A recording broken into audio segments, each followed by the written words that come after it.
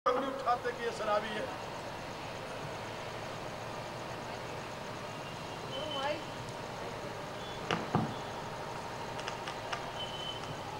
और आज अब देखिए कौन किसकी तरफ उंगली उठाएगा, क्योंकि सब उसी नशे में चूर है।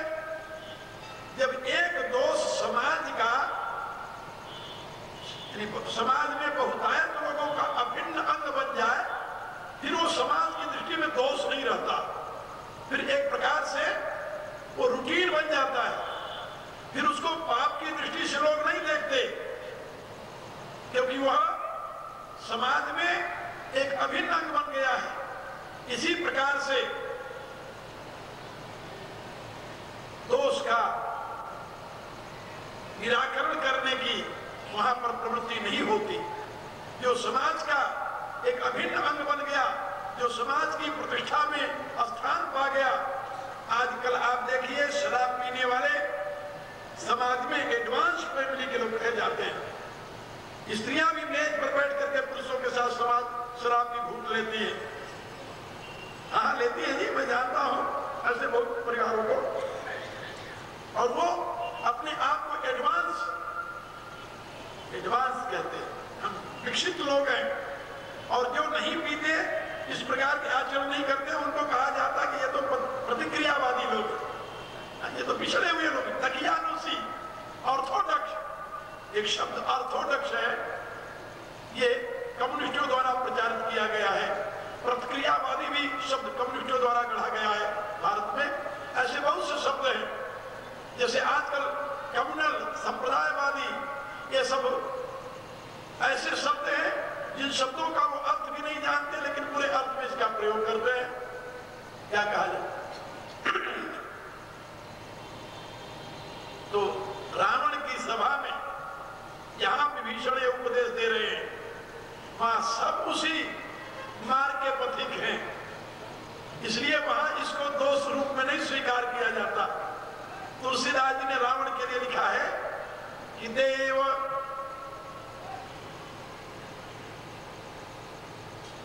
रावण अपने बाहुबल से देव दनुज गंधर्व नर किन्नर नाग कुमारी जीति बरी निज बाहुबल बहु सुंदर वर नारी।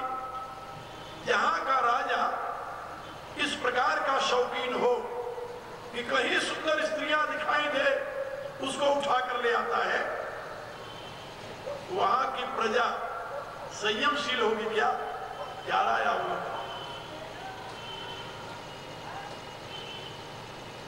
जिस समय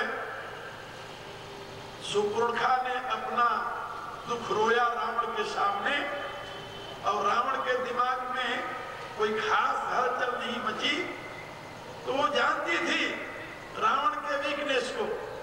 इसलिए उसने रावण के सामने एक ऐसी बात कह दी। क्या कही जानते हो? वो कहती है रावण से,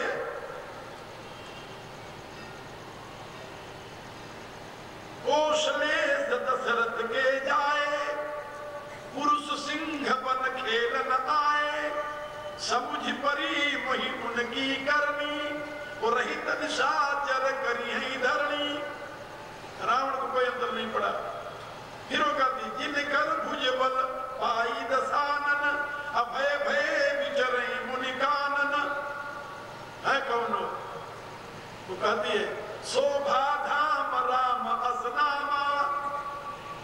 लेकिन रावण के हृदय में वासना की वृद्धि के लिए वो साथ में एक और बात कह देती है, शोभा धाम राम असनामा, इनके संग नारी एक श्यामा। राम शोभा का धाम है, बहुत सुंदर है राम, लेकिन उसके साथ उससे भी अधिक सुंदर एक स्त्री है। जिनके संग नारी एक श्यामा, श्यामा लक्षणों से युक्त एक सुंदरी है उस राम के साथ। और कैसी सुंदरी है रावण, तुम जानते हो? रूप राशि विधि नारी सवारी, रति सत कोटि दासु बलिहारी। विधाता ने रूप की उसकी राशि को इकट्ठा करके तो रति को बनाया, कामदेव की स्त्री जो रति को बनाया, रति को निर्माण किया है। लेकिन विधाता की बनाई हुई ऐसी करोड़ों रतियां उस नारी के ऊपर न्यौछावर की जा सकती है, इतनी सुंदर वो है। रति से भी सुंदर है, बोले करोड़ों। रति सतकोटि तासु बलिहारी, रति से भी सुंदर कोई स्त्री हो सकती है। बस इतना सुनना था कि रावण उठकर खड़ा हो गया और कहा, अच्छा बहुत हो गई, अब तू जा, अब मैं शत्रु से बदला ले लूंगा। और एकांत में विचार करने लगा। विचार क्या करता है? विचार करता है कि सुक्रोणखा ने कहा कि खरदूषण को उन्होंने मार दिया क्षण मात्र में। खरदूषण सुन लगे पुकारा, क्षण में उस सकल कटकती ने मारा। अब विचार करने लगा कि खरदूषण त्रिशिरा मारे गए, तो एकांत में सोचता है कि खरदूषण मौसम बलवंता तिनई कुमारई बिनु भगवंता। खर और दूषण तो मेरे समान बलवान थे, भगवान के सिवा उनको कोई दूसरा मार नहीं सकता, तो उनको मारने वाला कौन आ गया?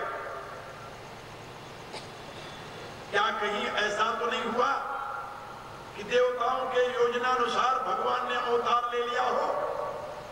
खरदूषण मौसम बलवंता तिनई कुमारई बिनु भगवंता। क्या सुररंजन भंजन महिमारा जो जगदीश लीन अवतारा। कहीं ऐसा तो नहीं है कि देवताओं की रक्षा करने के लिए, पृथ्वी का भार हरण करने के लिए जगदीश्वर भगवान ने अवतार ले लिया हो?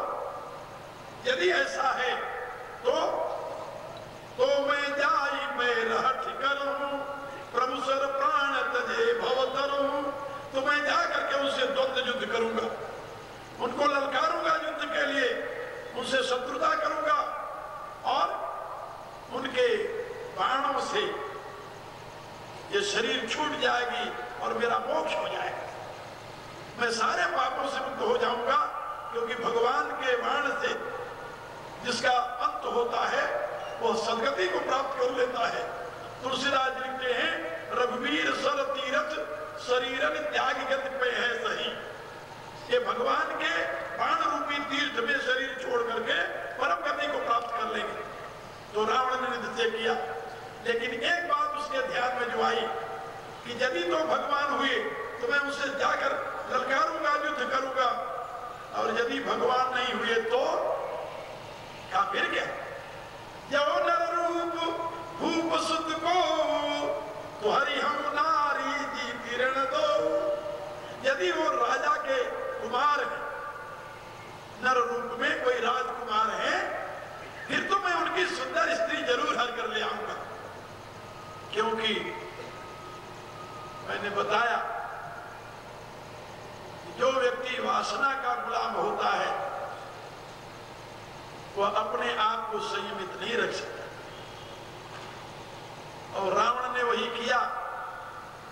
कुछ महात्माओं का विचार है कि पहले राम की परीक्षा लेने के लिए ये भगवान है या इंसान, यानी मनुष्य है या भगवान के अवतार, ये जानने के लिए उसने एक युक्ति बनाई कि मैं माया मृग का प्रयोग करूं, मारीच को मैं मृगा बना दूं और स्वर्णमिक बनाकर मैं राम के सामने भेजूं।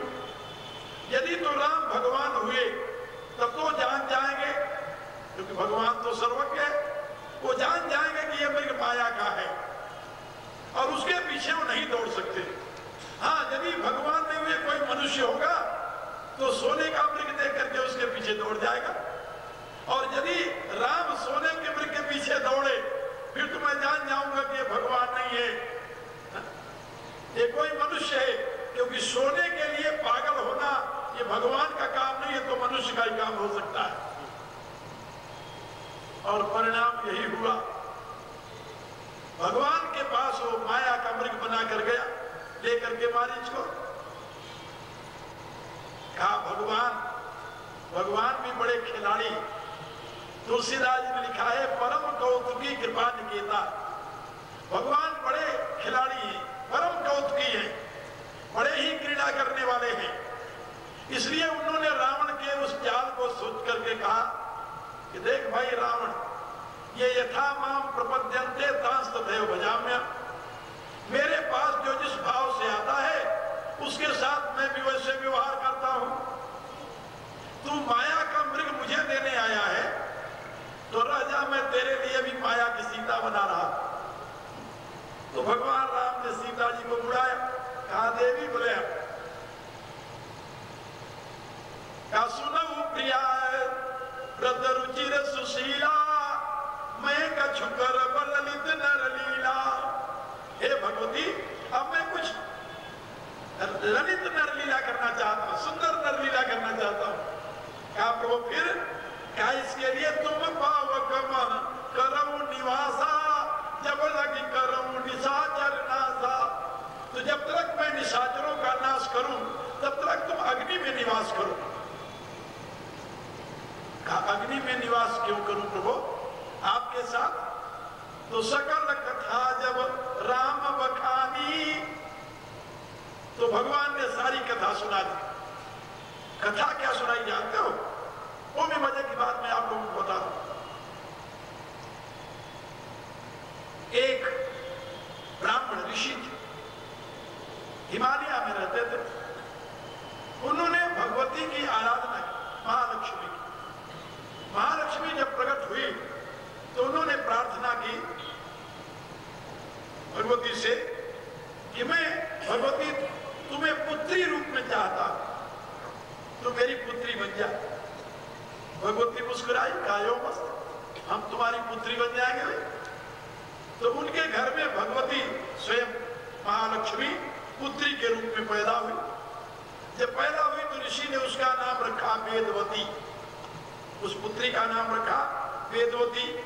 जब वो पुत्री बड़ी हुई, अब ये चिंता हुई किसका विवाह करना चाहिए। अब वो तो महालक्ष्मी है, तो महालक्ष्मी का विवाह किससे हो सकता है? कौन दुनिया में ऐसा पुरुष है जिसको पति रूप में वर्ण करेंगे? तो अब ऋषि भी जानते थे कि महालक्ष्मी का अवतार है। तो वेदवती ने कहा कि पिताश्री, मेरे विवाह की चिंता न कीजिए, मेरे पति तो भगवान श्रीमन नारायण होंगे। कहा पुत्री, भगवान को पति रूप में पाना कोई इतना सरल नहीं है, उसके लिए तुम्हें तपस्या करनी पड़ेगी। कहा पिताजी मैं तपस्या करूंगी। तो वेदवती तपस्या करने में लग गई, घोर तप करने लगी वो। एक दिन रावण आकाश मार्ग से रथ से जा रहा था, उसकी दृष्टि वेदवती पर पड़ गई। वेदवती क्योंकि साक्षात भगवती का स्वरूप थी, उसको देखकर वो मुग्ध हो गया, पागल, और मुग्ध होकर के अपना रथ वही नीचे उतार दिया और उसके पास पहुंच गया। अरे कहा सुंदरी, तुम्हारा ये सुकुमार शरीर, तुम्हारी ये कोमल काया, तुम्हारी ये युवा अवस्था, ये कठोर तप करने के लिए नहीं है। अरे ये तो किसी के अंक की शोभा बढ़ाने के लिए है। और तुम मेरा परिचय जानो, मैं विश्रवा का पुत्र, उत्तम कुल में उत्पन्न हुआ, पुलस्त्य का पौत्र हूं। मेरा नाम दशकंदर है, दशीष है, दशानन है, और विश्व मुझे रावण के नाम से जानता है। और मैं तुम्हारे लिए मुक्त होकर तुम्हारा आह्वान करता हूं, तुम मुझे पति रूप में वर्ण कर ले। वेदवती अपनी तपस्या में मग्न थी, श्रीमन नारायण के चिंतन में मग्न थी। जब कोई उत्तर नहीं दिया, वो ध्यान अवस्थित थी, तो उसने बार बार संकेत करते हुए अंत में कहा कि यदि तुम मुझे स्वीकार नहीं करती तो मैं तुम्हें जबरी उठा कर ले जाऊंगा। इतना कहते हुए उसने अपना हाथ बढ़ा दिया और भगवती का केश उसके हाथ में, केश, उसका ध्यान खुल गया। ध्यान खुलते उसने देखा उसकी तरफ, ने कहा दुष्ट, तू जानता नहीं कि मैं कौन हूं? मैं यदि तुम्हें श्राप दूं तो मेरी तपस्या भंग होती है, लेकिन तुम्हारी इच्छा अवश्य मैं पूरी करूंगी। तुम्हारे लंका में मैं अवश्य चलूंगी, लेकिन वो चलूंगी तुम्हारा नाश करने के लिए। इतना कह करके उसने अपने आप को जिस यज्ञ कुंड में हवन कर रही थी तपस्या के साथ अपने आप को उसी में समाहित कर दिया। जब उसी में समाहित कर दिया, अग्नि में प्रवेश कर गई वो। अब भगवान राम ने श्री सीता जी को एक कथा सुनाई, कहा कि वेदवती जो तुम्हारा ही अवतार थी वो अग्नि में निवास कर रही है, तुम्हारी छाया है, तुम्हारा ही अंश है, और वो प्रतिज्ञा की है रावण का नाश करने के लिए लंका में जाने की। तो क्या तुम अपनी प्रतिज्ञा मिथ्या करना चाहोगे? भगवती ने कहा कि नहीं। कहा फिर अब तुम अग्नि में प्रवेश कर जाओ और वेदवती को बाहर आने दो। तो सकल कथा जब राम बखानी तो प्रभु पद कही ही अनल समानी। तो जब सारी कथा राम ने बता दिया तो सीता ने प्रणाम किया, आप अग्नि में प्रवेश कर गई और वेदवती अग्नि से बाहर आ गई। जब वेदवती आकर के बाहर बैठी तो निज प्रतिबिंब राखित सीता। वेदवती तो भगवती का ही प्रतिबिंब है, उसी के अंश से उत्पन्न हुई है। तो तय सही रूपशील सुपुनीता, वह सीता के समान ही रूपवती है, वैसे शीलवान है, वैसे उसमें सामर्थ्य है, सब कुछ उसमें वही है, क्योंकि उन्हीं का वह अभिव्यक्त रूप है, उन्हीं की वो प्रतिमा है, प्रतिमूर्ति है, उन्हीं की वो प्रतिबिंब है। अब परिणाम क्या हुआ? रावण उधर माया का मृग बनाया, भगवान राम ने इधर माया की सीता बना दी। आओ ले जाओ। इसलिए जब माया मृग आता है तो वहां पर लक्ष्मण ने मृग को नहीं देखा, राम ने मृग को नहीं देखा, उस मृग को किसने देखा? हाँ, तुलसीदास लिखते हैं कि उस मृग को केवल सीता जी ने देखा, और सीता जी ने देख करके राम से कहा, सुनऊ देव रघुवीर कृपाला, यही मृग की अति सुंदर झाला। ये बहुत ही सुंदर मृग है। गीतावली रामायण में तुलसीदास ने लिखा है कि भगवती कहती है कि यदि ये जीते जी मिल जाए तो पाइबे पालिबे योग कनक मृग मारे उस सुंदर छाला। यदि जीवित मिल जाए तो इसको मैं पालूंगी, और यदि नहीं जीवित मिलता तो मार कर इसकी छाला ले आई आप।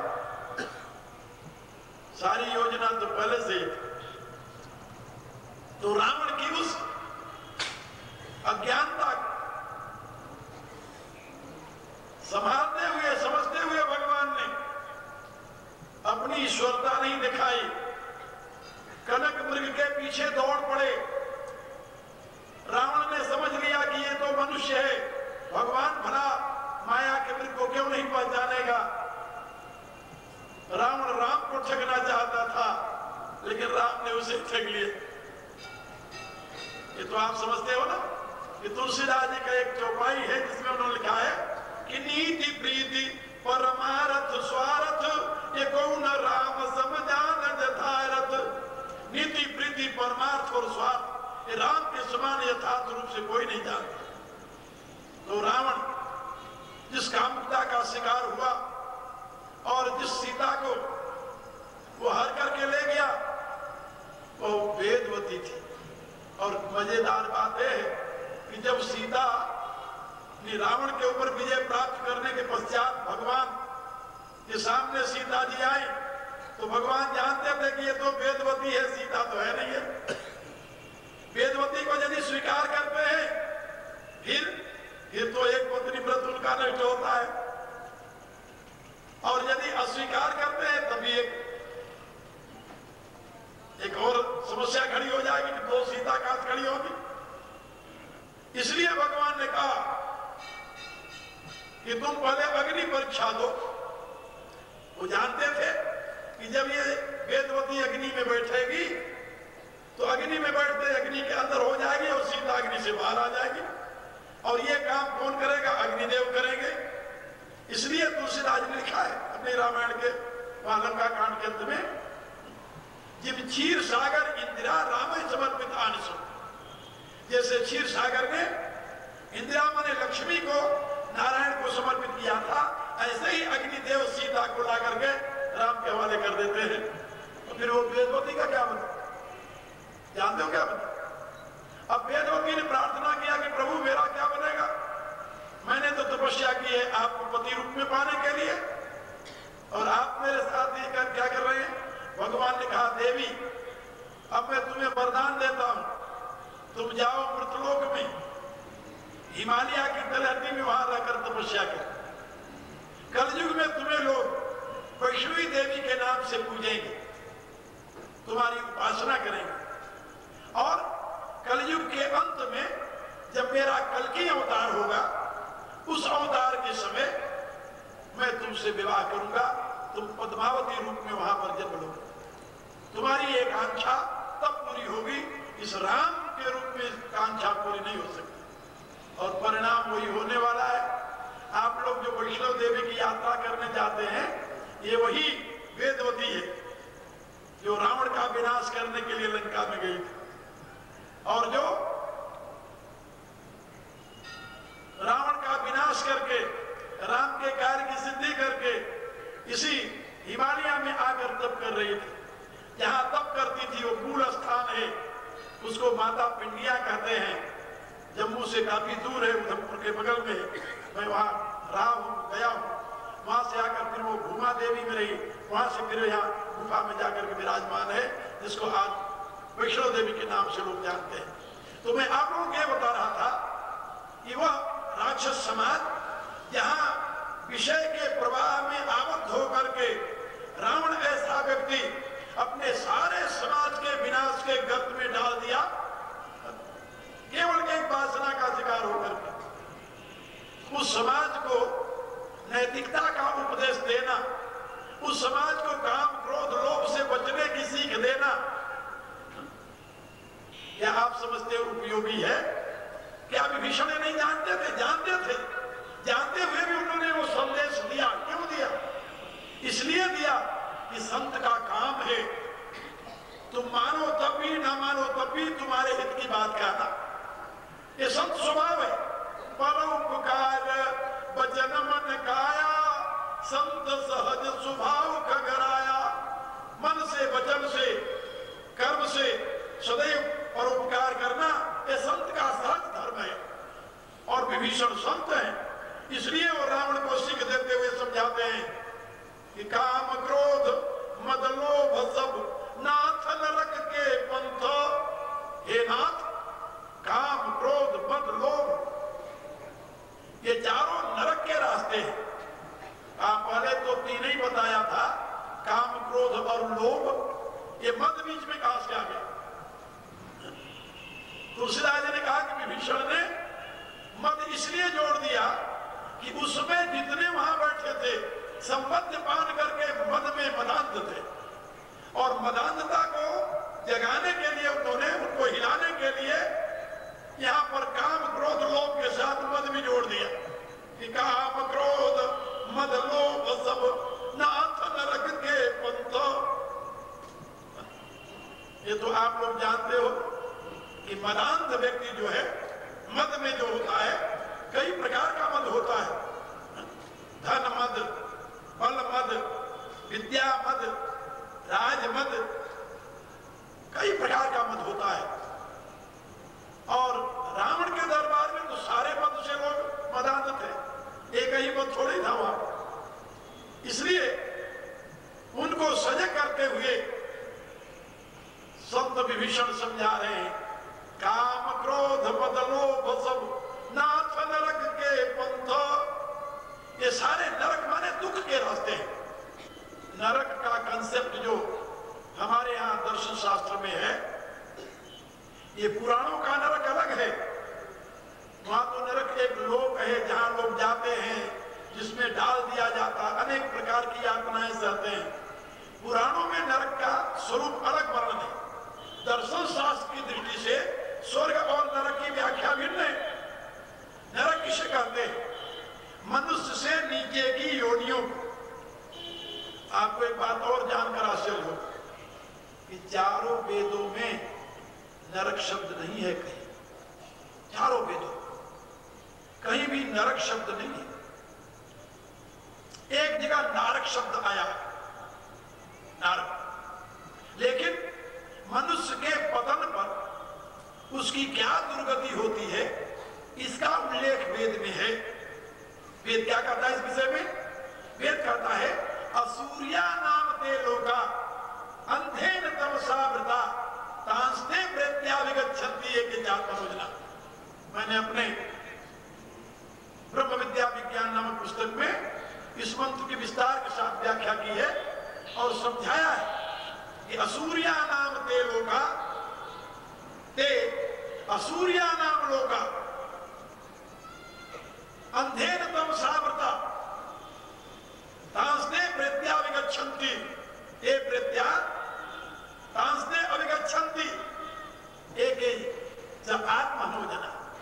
जो लोग आत्महत्यारे हैं, आत्महत्यारे माने जो आत्मा का मूल्य न समझ करके पदार्थों का मूल्य समझते हैं, पद का मूल्य समझते हैं, उनको आत्महत्यारा कहा जाता है। जो प्रकृति के वैभव के नीचे अपनी आत्मा को दबा देते हैं, जो धन के लोभ में अपनी आत्मा को दबा देते हैं, जो काम की वासना के लोभ में अपनी आत्मा को दबा देते हैं, जो क्रोध के आवेश में अपनी आत्मा को दबा देते हैं, उनको आत्महत्यारा कहा जाता है। वो आत्मा, और ऐसे आत्महत्यारे जो हैं मरने के पश्चात वो उन योनियों में जाते हैं जहां ज्ञान रूपी प्रकाश के लिए स्थान नहीं है। असूर्या नाम ते लोका, लोका में जीवन शरीर, उन शरीरों को प्राप्त करते हैं जिन शरीरों में ज्ञान के प्रकाश के लिए सुविधा नहीं होती। जैसे पशु जीवन, पक्षी जीवन। आपकी जीवा तो इतनी बड़ी होगी और बैल की जीवा देखते हैं इतनी बड़ी होती। इतनी बड़ी जीव तो है, लेकिन क्या वो आपकी तरह अपनी भावनाओं का कम्युनिकेशन कर सकता है? यार अपनी जानी हुई बात को कह सकता है? और इतने लंबे लंबे उसके कान हैं, आपके इतने छोटे छोटे कान हैं, क्या उन लंबे लंबे कानों से दूसरे के ज्ञान को ग्रहण कर सकता है? नहीं। बैल बनने के पश्चात, पशु बनने के पश्चात जिह्वा बड़ी मिल गई, कान बड़े मिल गए, लेकिन वो दोनों निरर्थक है, केवल भोजन करने के लिए और केवल डांट सुनने के लिए। और क्या सुनेंगे? मेरे कहने का उत्तर, वो असूर्या नाम लोग है, वो पतन का रास्ता है। क्या मनुष्य पशु योनि में जा सकता है? जाता है, क्यों नहीं जाता है? अनेकों उदाहरण ऐसे मनुष्य के पशु योनि में जाने के अनेकों उदाहरण, और पशु से मनुष्य बनने के अनेकों उदाहरण। अभी एक अमेरिका के कैलिफोर्निया यूनिवर्सिटी के प्रोफेसर ने पैरासाइकोलॉजी नामक स्कूल की वहां स्थापना की, यूनिवर्सिटी में पैरासाइकोलॉजी, और उसके माध्यम से उसने पूर्व जन्म की स्मृति से युक्त जितने बालक मिले उन सब की कहानियों को, पूर्व जन्म के जो कथाएं उन्होंने अपनी बताई, उस सबको उसने संग्रह किया। और उसने उस पुस्तक में लिखा है कि उस समय उसके पास आज से कुछ वर्ष पहले तक 600 ऐसी घटनाएं, 600 घटनाएं उसके पास संकलित थी जो अपने पूर्व जन्म की बात बताते थे। ऐसा एक लड़का मुजफ्फरनगर जिले में, ये यूपी में मुजफ्फरनगर जिला है, आप लोग सुना होगा, जानते होंगे, वहां एक गांव में एक जाट यहां पैदा हुआ। वो अपने 3 जन्मों की बात बताता था। वो प्रोफेसर वहां पहुंच गया उसके पास। जब उसके पास पहुंचा तो उससे पूछा, तो उसने बताया कि मैं अमुक पंडित का लड़का हूं, ब्राह्मण का। मैं 10 साल का था तो एक बारात में गया था, वहां पर 4 व्यक्तियों ने मुझे पकड़ करके मेरी हत्या कर दी, मार दिया, और मार करके मेरी लाश अमुक जगह गाड़ दी है। और उसके पश्चात में जब मर गया, थोड़े दिनों बाद एक गाय का बछड़ा बना। थोड़े दिनों बाद मैं एक पीपल के वृक्ष के ऊपर प्रेत बना, और कई वर्ष तक मैं प्रेत बन करके रहा।